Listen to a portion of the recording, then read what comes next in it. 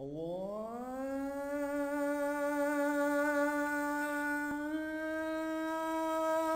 أكبر الله أكبر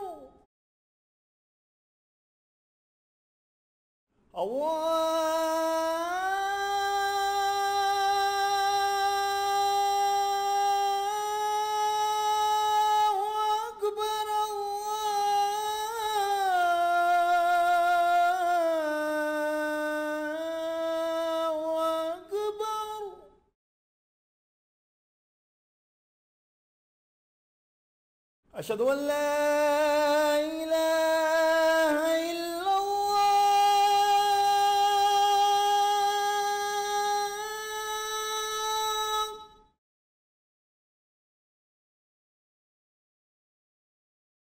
أشهد أن لا إله إلا الله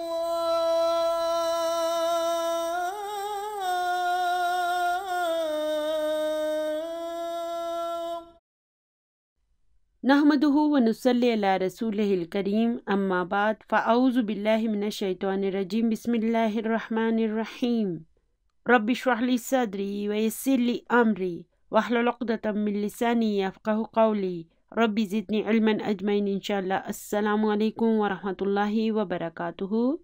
اللہم یسر ولا تعسر وتمم بالخیر. پچھلی ویڈیو میں ڈاکٹر عبدالرحیم صاحب نے پہلی مرتبہ ہمارا مصدر سے تعارف کرایا تھا. مصدر کو اردو میں بھی مصدر ہی کہتے ہیں، جبکہ انگلش میں اس کو عام طور پر وربل ناؤن کہا جاتا ہے، یعنی کہ ایک ایسا اسم جسے فعل سے بنایا گیا ہو.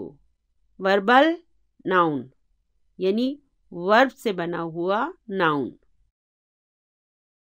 اسی طرح عربی زبان میں اسے اسم الفعل بھی کہتے ہیں، یعنی کہ فعل سے بنا ہوا اسم.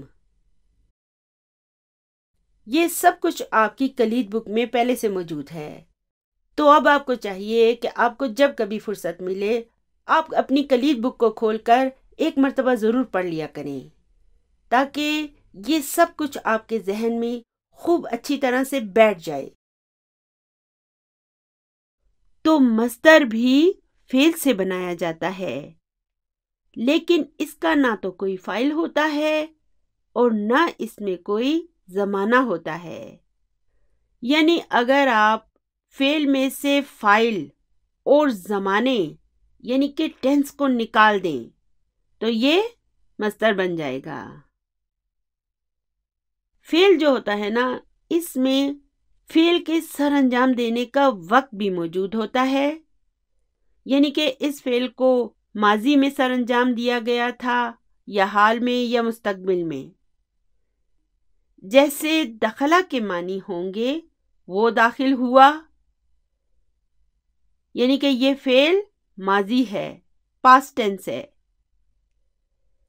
پھر یدخلو کے معنی ہوں گے وہ داخل ہوتا ہے یا ہو رہا ہے، یعنی کہ یہ فعل حال یعنی پریزنٹ ٹینس ہے. اور اگر ہم کہیں سیدخلو تو اس کے معنی ہوں گے وہ داخل ہوگا، یعنی کہ یہ فیوچر ٹینس سے ہے.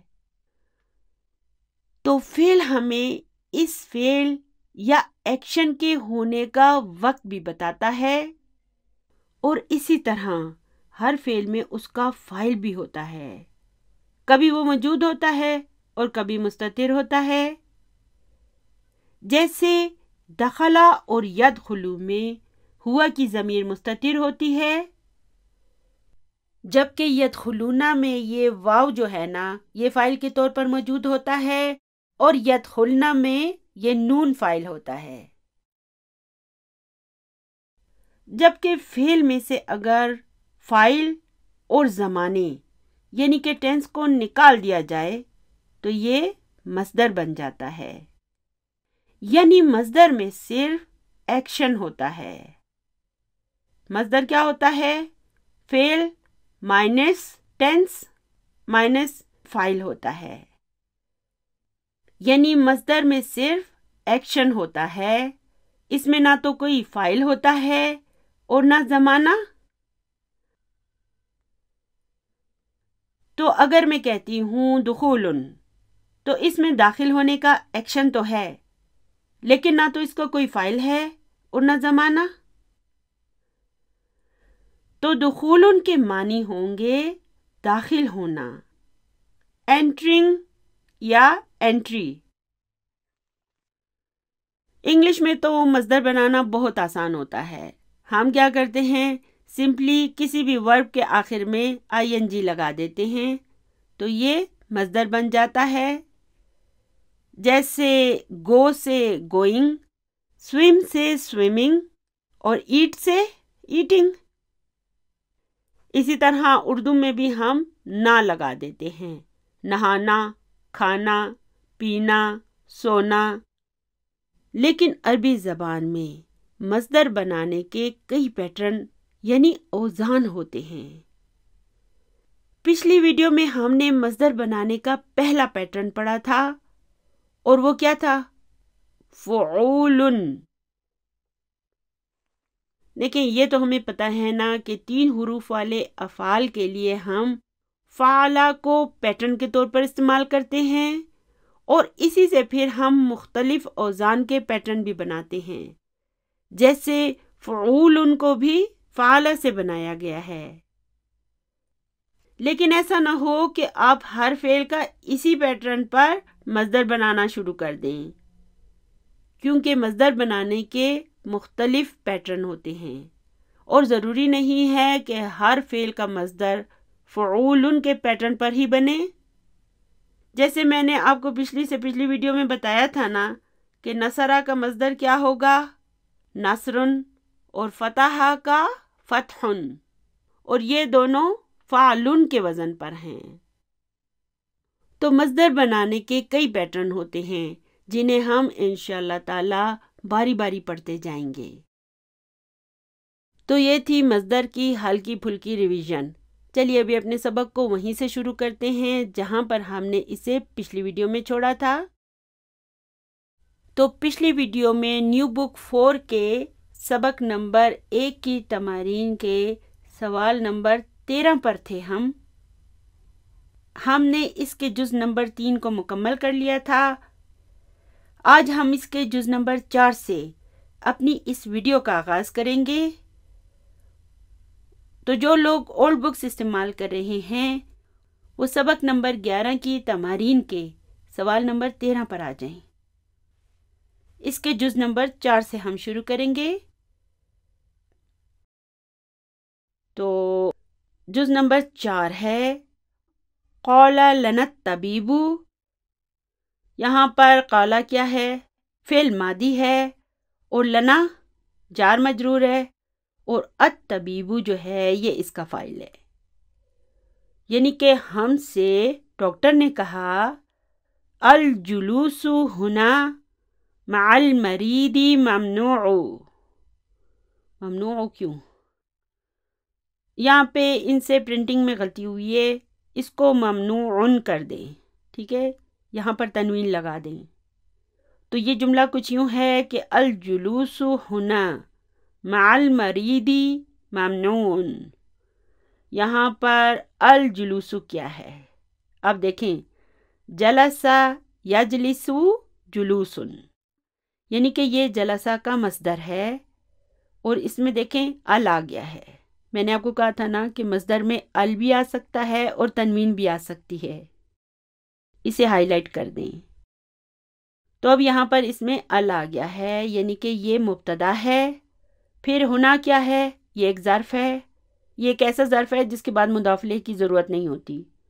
اور پھر مع کیا ہے؟ یہ بھی ایک ظرف ہے، اور المریدی اس کا مضاف الیہ ہے، اور ممنوع جو ہے نا یہ خبر ہے، یعنی کہ وہاں مریض کے ساتھ بیٹھنا منع ہے۔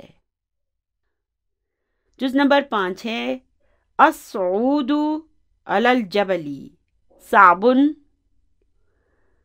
تو الصعود کیا ہے؟ صعیدہ یصعد کا مصدر ہے اور یہ بھی ایک قسم ہوتا ہے، اس لیے اس میں ال آ گیا ہے۔ تو یہاں پر الصعود مبتدا ہے اور الجبلی کیا ہے؟ نہیں، یہ خبر نہیں ہے، یہ جار مجرور ہے کیونکہ آگے خبر موجود ہے۔ مفرد خبر یہ ہے صعب، یعنی کہ مشکل، یعنی کہ پہاڑ پر چڑھنا مشکل ہے۔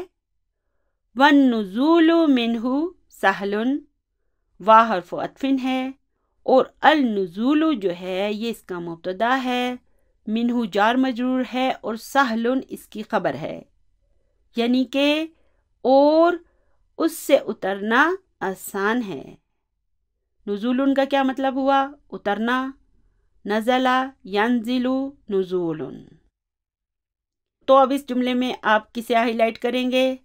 الصعود کو اور النزول کو، ٹھیک ہے نا؟ یہ دونوں جو ہیں مصادر ہیں۔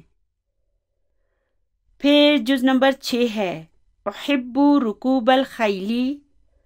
احب کو دیکھیں، یہ بھی ایک فعل ہے، حب یحب، اسے ابھی ہم نے نہیں پڑھا ہے۔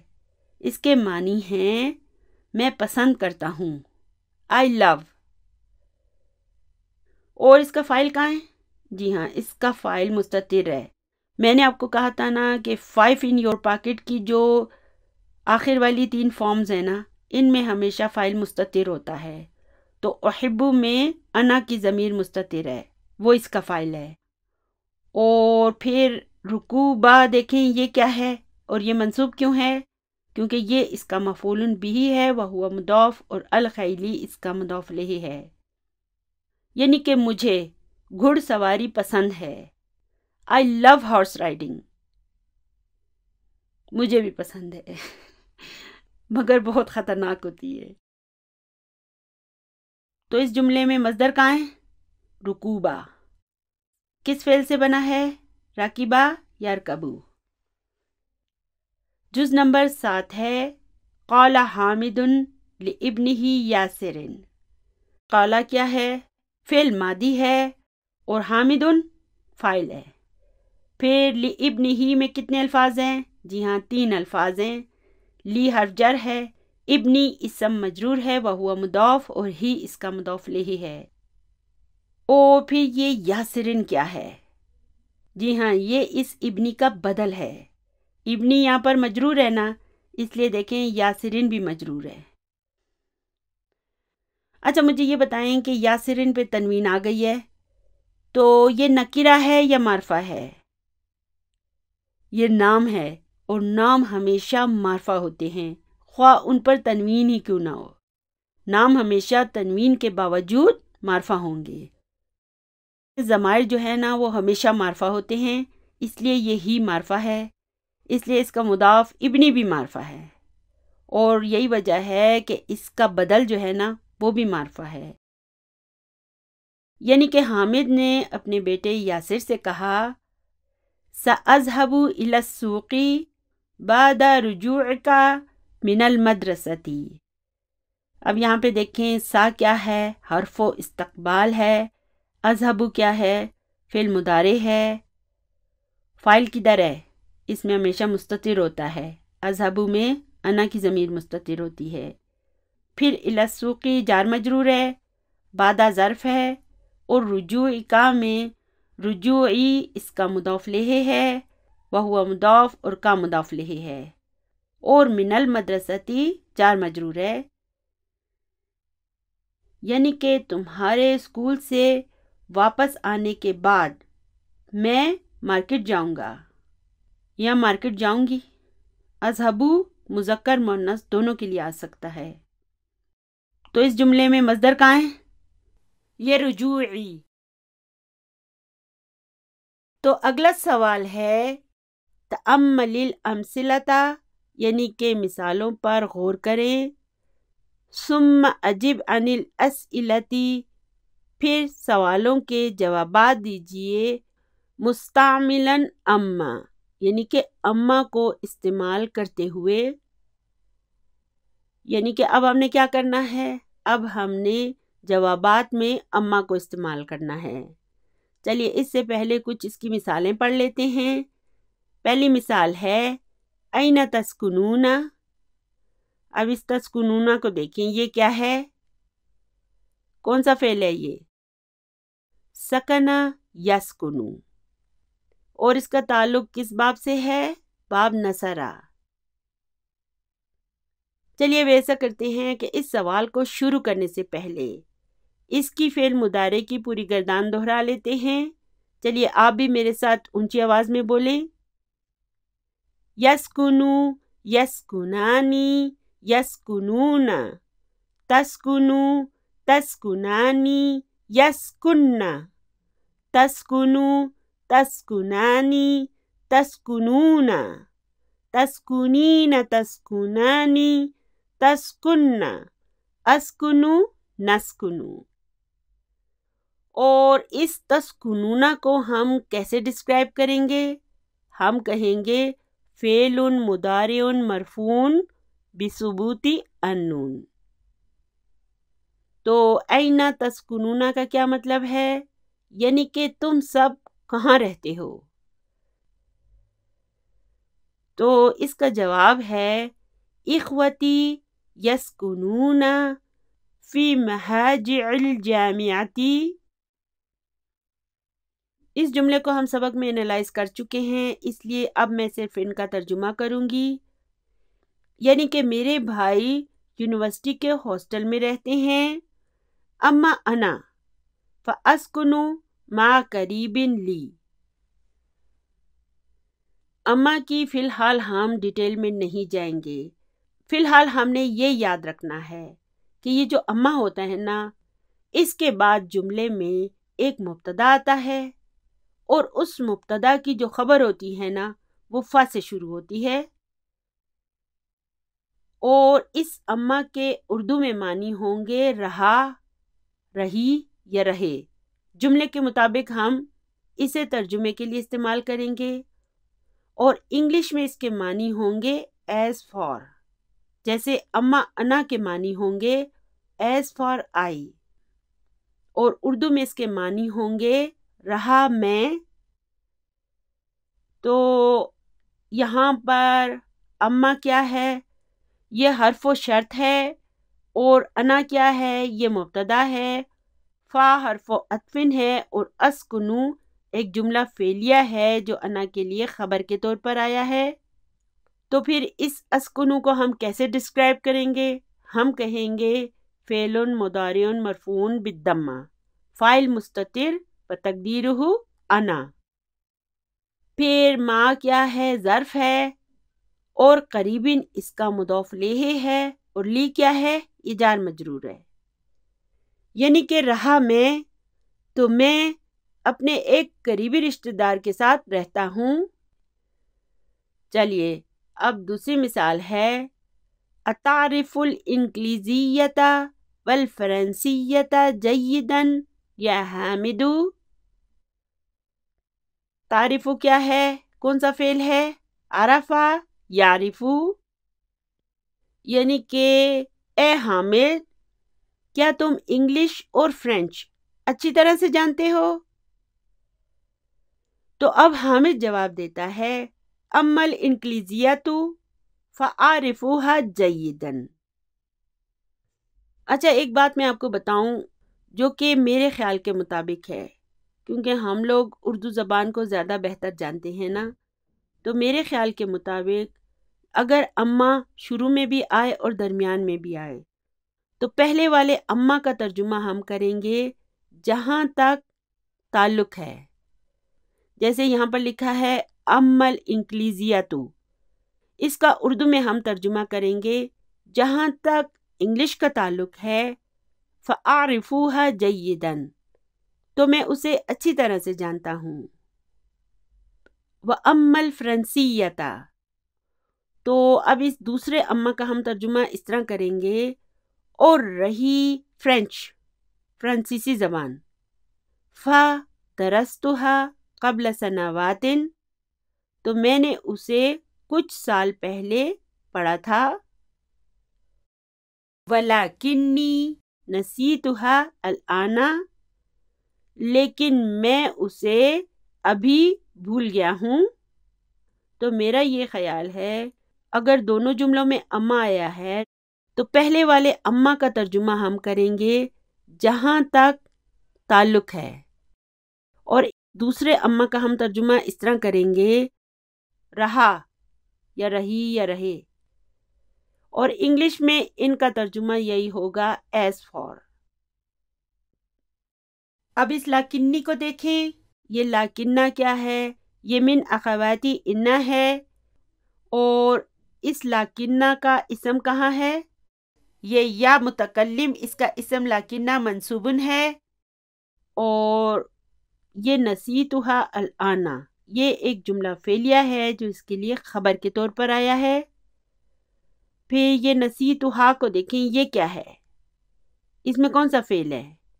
ناسیہ۔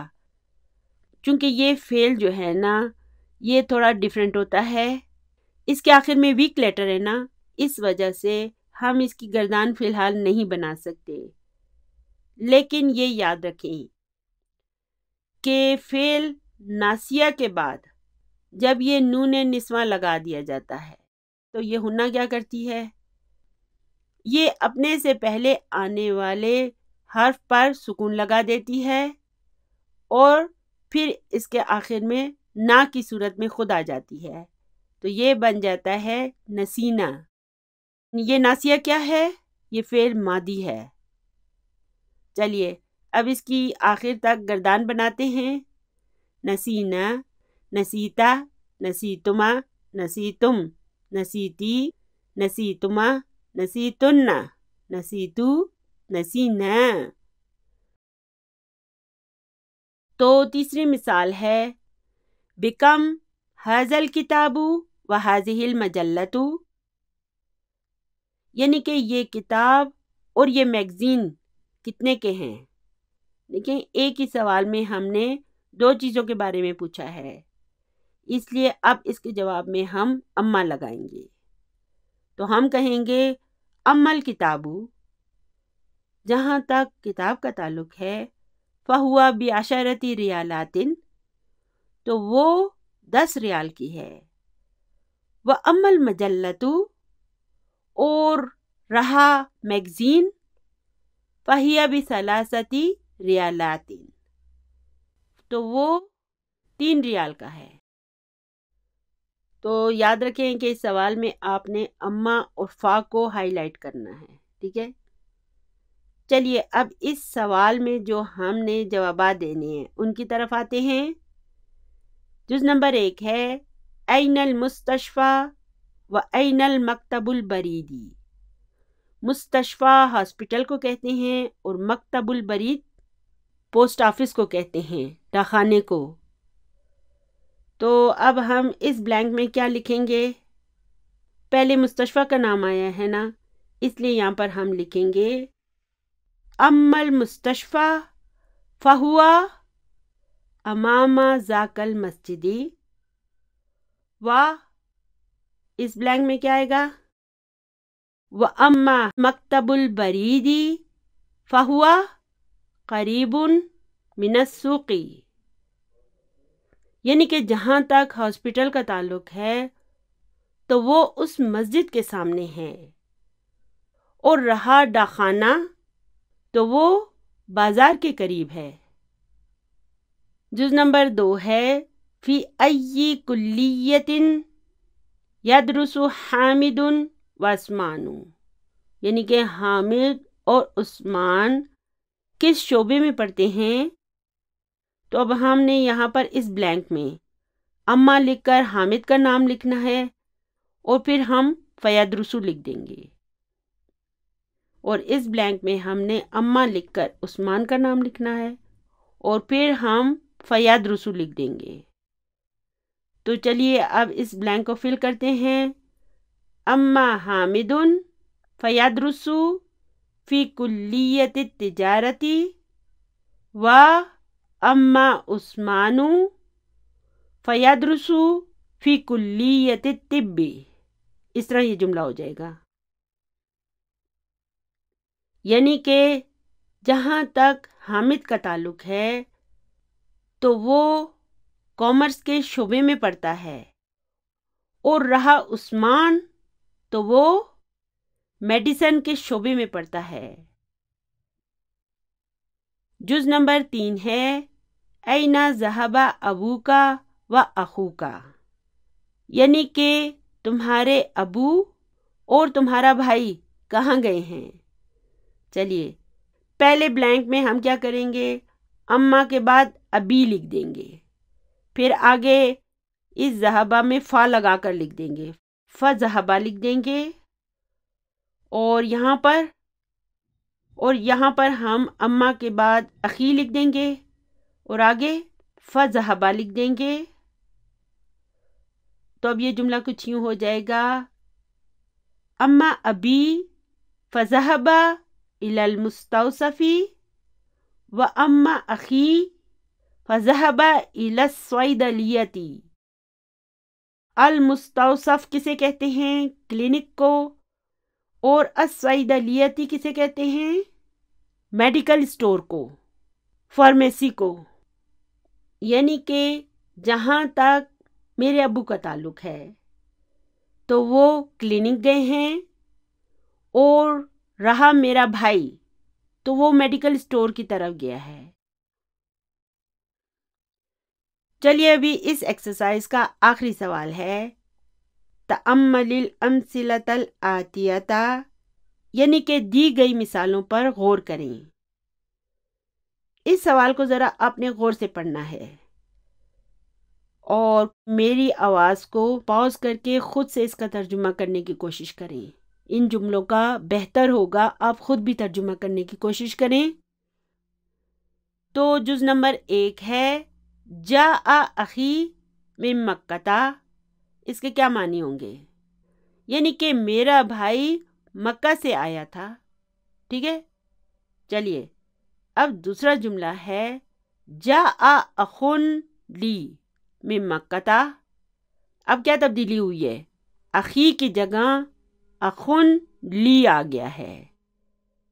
دیکھیں سارے ضمائر جو ہوتے ہیں وہ معرفہ ہوتے ہیں، تو اب یہاں پر یہ یا متکلم معرفہ ہے تو اس کا مطلب ہے کہ یہ اخی بھی معرفہ ہے، ٹھیک ہے، یہ بھی معرفہ ہے۔ اگر مضاف الیہ معرفہ ہوگا تو اس کا مضاف بھی معرفہ ہوگا، لیکن اب یہاں پہ دیکھیں کہ یہ اخن نکرہ ہے اور اس کے بعد لی الگ سے آ گیا ہے، تو اخی کے معنی ہوں گے میرا بھائی، اور اخن لی کے معنی ہوں گے میرا ایک بھائی، یعنی کہ بہت سے بھائی ہیں ان میں سے ایک بھائی، ٹھیک ہے۔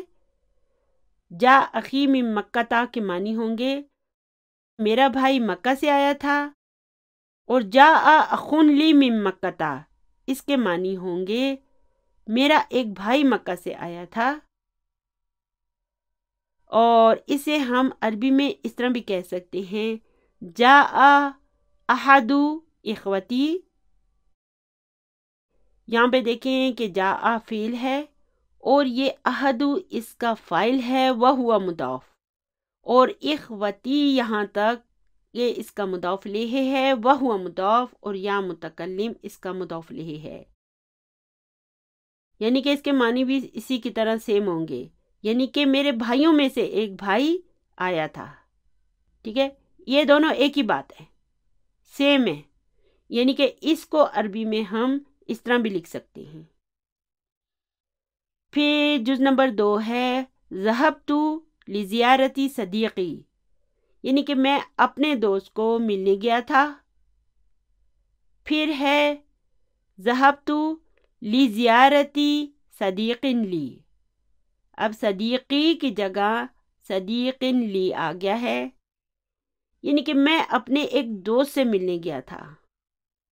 تو اب اس لزیارتی صدیق لی کو ہم اس طرح بھی لکھ سکتے ہیں لزیارتی احدی اصدقائی، یہاں پر لی حرف جر ہے، زیارتی اسم مجرور ہے وہو مضاف، اور احدی اس کا مضاف الیہ ہے وہو مضاف، پھر اصدقائی مضاف الیہ ہے وہو مضاف، اور یا متکلم اس کا مضاف الیہ ہے، یعنی کہ میرے دوستوں میں سے ایک دوست سے ملنے کے لیے اب یہاں پہ دیکھیں نا، یہاں فعل انہوں نے نہیں لگایا، ذہبت نہیں لکھا، اس لیے میں نے ترجمہ صرف اتنے حصے کا ہی کیا ہے۔ جز نمبر 3 ہے اسکنو ما قریب لی، یعنی کہ میں اپنے قریبی رشتہ دار کے ساتھ رہتا ہوں۔ دوسرا جملہ ہے اسکنو ما قریب لی، اب قریبی کی جگہ قریب لی آ گیا ہے، تو اس کے معنی ہو جائیں گے کہ میں اپنے ایک قریبی رشتہ دار کے ساتھ رہتا ہوں۔ اب اس ما قریب لی کو ہم اس طرح بھی لکھ سکتے ہیں عربی میں ما احدی اقربائی، یہاں پر ما ظرف ہے اور احدی اس کا مضاف لہ ہے وہ ہوا مضاف، اقربائی مضاف لہ ہے وہ ہوا مضاف، اور یہ یا متکلم مضاف لہ ہے، ٹھیک ہے، یعنی کہ اپنے رشتہ داروں میں سے ایک رشتہ دار کے ساتھ، یعنی ان دونوں کے معنی ایک ہیں، لیکن عربی زبان میں ہم اس طرح بھی لکھ سکتے ہیں اور اس طرح بھی لکھ سکتے ہیں اسے۔ چلیے آگے چلتے ہیں۔ تو اب ہے الکلمات الجدیدۃ، سب سے پہلے ہے درسا یدرسو، اسے الحمدللہ ہم پڑھ چکے ہیں۔ درسا کے معنی ہوں گے اس نے پڑھا، اور یدرسو کے معنی ہوں گے وہ پڑھتا ہے یا وہ پڑھ رہا ہے۔ چلیے اب ایسا کرتے ہیں کہ جلدی سے اس فعل مضارع کی پوری گردان دہرا لیتے ہیں۔ چلیے آپ بھی میرے ساتھ اونچی آواز میں بولیں، یدرسو، یدرسانی، یدرسون، تدرسو، تدرسانی، یدرسنا، تدرسو، تدرسانی، تدرسون، تدرسین، تدرسانی، تدرسنا، ادرسو، ندرسو، ادرس۔ ساتھ ساتھ آپ ایسا کریں کہ یہ جو میں فعل امر بتاؤں گی نا، آپ اسے بھی لکھتے جائیں۔ پھر ہے سکنا، یعنی کہ وہ رہا، اس نے رہائش اختیار کی، اور اس کا مضارع ہوگا یسکنو، اور آپ مجھے بتا سکتے ہیں کہ اس کا امر کیا ہوگا؟ اسکن۔ یاد رہے کہ فعل ثلاثی کا جب ہم امر بناتے ہیں تو اس کا جو شروع کا حمزہ ہے نا، اس پر یا تو دمہ آئے گی یا کسرہ، فتح نہیں آ سکتی۔ فعل ثلاثی کی بات ہو رہی ہے، یاد رکھیں۔ فعل ثلاثی کسے کہتے ہیں؟ وہ جو 3 حروف پر مشتمل افعال ہوتے ہیں اسے فعل ثلاثی مجرد کہتے ہیں۔ آپ کی معلومات میں ایک لفظ کا اضافہ کر رہی ہوں، مجرد۔ مجرد کسے کہتے ہیں؟ خالص۔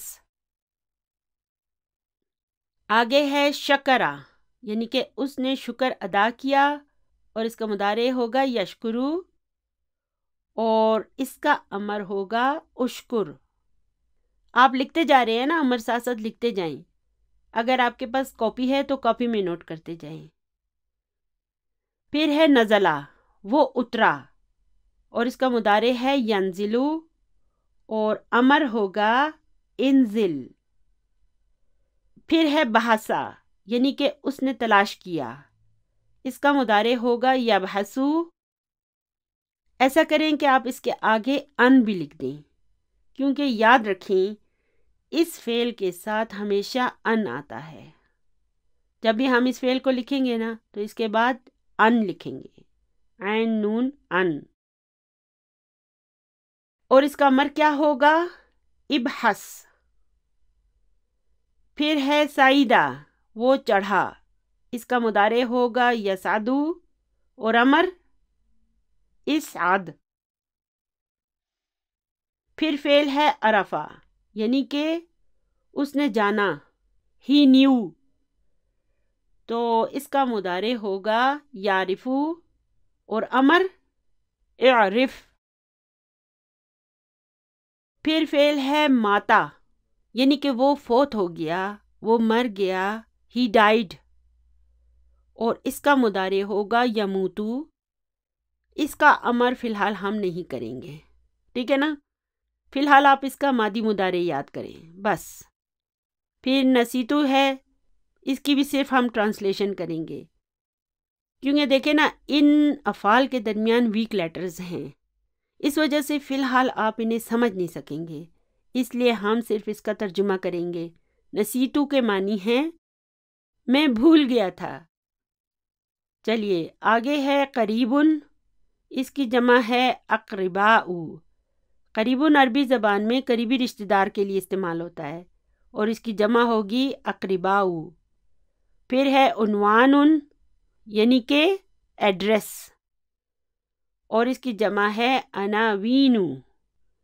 پھر ہے بطاقۃ، یعنی کہ وزٹنگ کارڈ، بزنس کارڈ جو ہوتا ہے نا، اور اس کی جمع ہے بطاقات، جمع مؤنث سالم۔ پھر ہے محطۃ، یعنی کہ ہاسٹل، اور اس کی جمع ہے محطات، جمع مؤنث سالم۔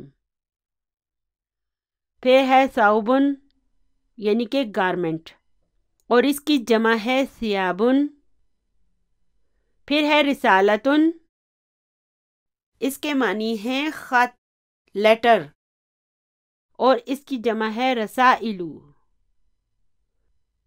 پھر ہے حلاق، یعنی کہ نائی، اور اس کی جمع ہوگی حلاقون، جمع مذکر سالم۔ پھر لفظ ہے مستوصف، یعنی کہ کلینک، صیدلیۃ، میڈیکل اسٹور یا فارمیسی، ارز، چاول، قادم، نیکسٹ، اگلا، کمنگ، خیل، یعنی کہ گھوڑا، اور اس کی جمع ہے خیول۔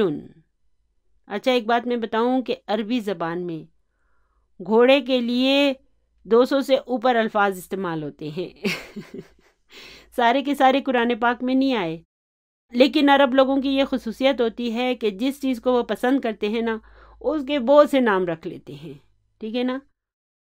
تو گھوڑے کو خیلن بھی کہتے ہیں اور حصانن بھی کہتے ہیں۔ اگر آپ کو کوئی گھوڑے کا کوئی اور نام بتائے تو آپ پریشان نہیں ہو جانا، اسے بھی یاد کر لینا الحمدللہ ابھی ہمارا یہ سبق بھی مکمل ہو گیا ہے اور اس کی تمارین بھی مکمل ہو گئی ہے۔ چلیے ابھی ایسا کرتے ہیں کہ اگلے سبق کو شروع کرتے ہیں۔ تو نیو بک 4 کے سبق نمبر 2 کو کھول لیں، اور جو لوگ اولڈ بکس استعمال کر رہے ہیں وہ اولڈ بک 2 کے سبق نمبر 12 پر آ جائیں۔ پچھلے 2 اسباق میں ڈاکٹر عبدالرحیم صاحب نے فعل مضارع کی اسناد استعمال کی تھیں، لیکن نحنو، انتی اور انتنا کے لیے استعمال ہونے والی اسناد کو انہوں نے استعمال نہیں کیا تھا۔ تو اب ہمارے اس سبق میں وہ مثنیٰ کے علاوہ فعل مضارع کی بقایا تمام اسناد کو استعمال کرنے والے ہیں۔ ان کے کورس کی افادیت کی ایک بڑی وجہ یہ ہے کہ وہ ہمیں درجہ بر درجہ لے کر آگے جاتے ہیں۔ وہ یک دم ہم پر سارا بوجھ نہیں ڈالتے، بلکہ تھوڑا تھوڑا کر کے بوجھ ڈالتے ہیں اور اس کا فائدہ کیا ہوگا؟ اس کا فائدہ یہ ہوگا کہ آپ کو پتہ بھی نہیں چلے گا اور آپ عربی گرامر کی گہرائی تک پہنچ بھی جائیں گے، ٹھیک ہے نا؟ تو فعل ہے فعلا، اس کے معنی ہوتے ہیں کچھ کرنا، یعنی کہ کوئی فعل سر انجام دینا، اور اس کا مضارع ہے یفعلو۔ چلیے اب آپ بھی میرے ساتھ اونچی آواز میں اس کی فعل مضارع کی گردان بنائیں۔ چلیے اونچی آواز میں بولیں، یفعلو، یفعلانی، یفعلون، تفعلو، تفعلانی، یفعلن، تفعلو، تفعلانی، تفعلون، تفعلین، تفعلانی، تفعلن، افعلو، نفعلو۔ تو اگر ہم حامد سے جو ہمارے سامنے موجود ہے اس سے کوئی سوال کریں تو ہم کیا کہیں گے؟ ہم کہیں گے ماذا تفعلو یا حامدو، یعنی کہ اے حامد تم کیا کر رہے ہو؟ اور اگر ہم آمنہ سے یہ سوال کریں جبکہ وہ بھی ہمارے سامنے موجود ہو تو ہم کیا کہیں گے؟ ماذا تفعلین یا آمنۃ، یعنی کہ اے آمنہ تم کیا کر رہی ہو۔ چلیے اب ہمارے سامنے ایک لڑکا کھڑا ہے اور ہم نے اسے پوچھنا ہے کہ تم کیا پی رہے ہو، تو ہم کیا کہیں گے؟ ہم کہیں گے ماذا تشربو، یعنی کہ تم کیا پی رہے ہو۔ اور سامنے موجود ایک لڑکی سے ہم اگر یہی سوال کریں گے تو کیسے کریں گے؟ ماذا تشربین، یعنی کہ تم کیا پی رہی ہو۔ لڑکے کے لیے ہم نے کیا کہا؟ تشربو، اور لڑکی کے لیے تشربین۔ اچھا ابھی سامنے موجود ایک لڑکے سے ہم نے پوچھنا ہے کہ تم کیا کھا رہے ہو، تو ہم کیا کہیں گے؟ ماذا تاکلو۔ اور یہی سوال سامنے موجود لڑکی سے اگر ہم نے کرنا ہو تو ہم کہیں گے ماذا تاکلین۔ اسی طرح سامنے موجود احمد سے میں کہوں گی ماذا تقرأ، یعنی کہ تم کیا پڑھ رہے ہو۔ اور پھر سامنے موجود فاطمہ سے میں یہ سوال کیسے کروں گی؟ ماذا تقرئین۔ تو اب ہمارے اس سبق میں ہم سیکنڈ پرسن کے لیے استعمال ہونے والی اسناد کو جملوں میں استعمال کریں گے، اور سیکنڈ پرسن کو عربی میں کیا کہتے ہیں؟ حاضر یا مخاطب۔ ان کے لیے یہ دونوں الفاظ استعمال کیے جاتے ہیں، اور اس کے ساتھ ساتھ ہم نحنوں کے لیے استعمال ہونے والی اسناد کو بھی اپنے اس سبق میں استعمال کرنے والے ہیں، ٹھیک ہے نا؟ تو چلیے ابھی اللہ سبحانہ و تعالیٰ کا بابرکت نام لے کر سبق نمبر 2 کو شروع کرتے ہیں۔ اس کا نام ہے الدرس الثانی، یعنی کہ دوسرا سبق۔ یہ سبق جو ہے یہ حامد اور اس کی فیملی کے درمیان ایک ڈائلاگ پر مبنی ہے، یعنی کہ ایک مکالمہ ہے۔ تو یہاں پہ لکھا ہے حامدن ماذا تفعلین یا ام احمدہ۔ اب یہاں پہ دیکھیں یہ اصل لفظ تھا ام احمدہ، اس میں امو کیا تھا؟ مضاف، اور احمدہ اس کا مضاف الیہ تھا۔ اور یہ احمدہ احمدی کیوں نہیں ہے؟ اس پر فتح کیوں ہے؟ کسرہ کیوں نہیں ہے؟ اس کی وجہ یہ ہے کہ احمدو جو ہے یہ ممنوع من الصرف ہے، ٹھیک ہے نا؟ جب یہ مجرور ہوتا ہے تو یہ مجرور بالفتح ہوتا ہے۔ یہ اصل لفظ ہے ام احمدہ۔ پھر اس سے پہلے جب ہم یا لگا دیتے ہیں تو یا کے آنے کی وجہ سے مضاف کیا ہو جاتا ہے؟ منصوب ہو جاتا ہے، اس لیے اس یا کی وجہ سے امو امہ میں بدل جائے گا، تو یہ بن گیا یا امہ احمدہ، یعنی کہ اے احمد کی ماں، ماذا تفعلینا، یعنی کہ تم کیا کر رہی ہو۔ تو یہ تفعلینا کو دیکھیں، یہ کیا ہے؟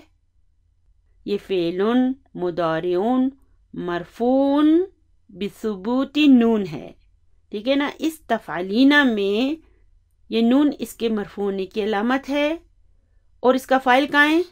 جی ہاں یہ یا، تفعلینا میں یا فاعل ہوگا اور یہ نون جو ہے یہ اس کے مرفوع ہونے کی علامت ہے۔ یعنی کہ حامد اپنی بیوی سے کہتا ہے کہ اے احمد کی ماں تم کیا کر رہی ہو۔ اب یہاں پہ دیکھیں نا امو احمدہ آ گیا، اصل لفظ میں نے آپ کو کیا بتایا تھا کہ امو احمدہ تھا، اور یا کے آنے کی وجہ سے یہ امہ احمدہ میں بدل گیا، امو امہ میں بدل گیا یا کی وجہ سے۔ تو اب یہاں پہ لکھا ہے امو احمدہ، یعنی کہ احمد کی ماں جواب دیتی ہے ابحثو عن الدوائی الذی اخذتہ من المستشفى امسی۔ ابحثو کیا ہے؟ فعل مضارع مرفوع بالضمہ ہے، اور اس کا فاعل میں نے آپ کو بتایا تھا نا کہ اس سند میں ہمیشہ انا مستتر ہوتا ہے، اس کے فاعل کو ہم جملے میں تلاش کرنے کی کوشش بھی نہیں کریں گے، ٹھیک ہے نا؟ ہم کہیں گے فاعل مستتر و تقدیرہ انا۔ میں نے آپ کو بتایا تھا نا کہ فعل مضارع کا جو گروپ ہوتا ہے 5 in your pocket، اس میں ہوا اور ہیا کے سامنے جو یہ اسناد ہے نا، ان میں فاعل مستتر بھی ہو سکتا ہے اور موجود بھی ہو سکتا ہے، جبکہ انتا، انا اور نحنو کے لیے آنے والی یہ جو اسناد ہے نا، ان میں ہمیشہ فاعل مستتر ہوگا، اس لیے اب یہاں پر بھی فاعل مستتر ہوگا۔ اور انت دوائی کیا ہے؟ یہ جار مجرور ہے۔ پھر آ گیا ہے الذی، یہ کیا ہے؟ اسم الموصول۔ اور اخذتہ من المستشفى امسی، یہ ایک جملہ فعلیہ ہے جو الذی کے لیے صلۃ الموصول کے طور پر آیا ہے۔ پھر اس صلۃ الموصول کو جب ہم انالائز کریں گے تو ہم کہیں گے اس میں اخذ فعل ہے، تو فاعل ہے، اور ہو یہ اس کا مفعول بھی ہے، اور من المستشفى جار مجرور ہے، اور امسی ایک ظرف ہے۔ اور اب حسو کا کیا مطلب ہوتا ہے؟ یعنی کہ میں ڈھونڈ رہی ہوں۔ میں نے آپ کو بتایا تھا نا کہ یہ فعل ہے بحثا یا بحثو، یعنی کہ ڈھونڈنا، اور اس کے بعد ہمیشہ ان آتا ہے۔ جب بھی ہم اس فعل کو استعمال کریں گے نا تو اس کے بعد ان لگائیں گے۔ تو ام احمد کہتی ہے کہ میں اپنی دوا ڈھونڈ رہی ہوں۔ الحمدللہ یہ دوا لفظ جو ہے یہ اردو کا لفظ ہے، ہمیں پتہ ہے کہ دوا کس کو کہتے ہیں، میڈیسن کو۔ پھر آگے ہے الذی اخذتہ من المستشفى امسی، یعنی کہ جسے میں نے کل ہاسپٹل سے لیا تھا۔ یہاں پر ہم الذی کا ترجمہ جسے کریں گے، اس کے معنی جو بھی ہو سکتے ہیں، جسے بھی ہو سکتے ہیں، جملے کے مطابق ہم اس کا ترجمہ کریں گے۔ چلیے آگے چلتے ہیں۔ حامد ہوا علی المکتب فی غرفتی۔ اب اس جملے کو دیکھیں، اگر میں انالائز نہ بھی کروں تو مجھے پتہ ہے آپ اسے بہت آسانی سے انالائز کر سکیں گے۔ اب آپ کے لیے یہ کتنا آسان ہو گیا ہے۔ ہوا مبتدا ہے، علی المکتب جار مجرور شبہ جملہ خبر ہے، اور فی حرف جر ہے، غرفتی سب مجرور ہے، وہ ہوا مضاف، اور یا متکلم اس کا مضاف الیہ ہے، یعنی کہ وہ میرے کمرے میں میز پر ہے۔ کیف حالک الیوم، دیکھیں حالک کا تو ہم نے پڑھا تھا نا، اب یہاں پر حالک کی آ گیا ہے۔ ہم ایک مؤنث واحد سے مخاطب ہیں، اس لیے مؤنث واحد کے لیے ہم کی لگائیں گے، یعنی کہ آج تمہارا حال کیسا ہے۔ لعلک الیوم احسن، اچھا یہ لعل جو ہے یہ من اخواتی انہ ہے، اور میں نے آپ کو بتایا تھا کہ اس کے دو معنی ہو سکتے ہیں۔ اس کا ایک معنی ہو سکتا ہے امید ہے، اور دوسرا خدشہ ہے، خوف ہے۔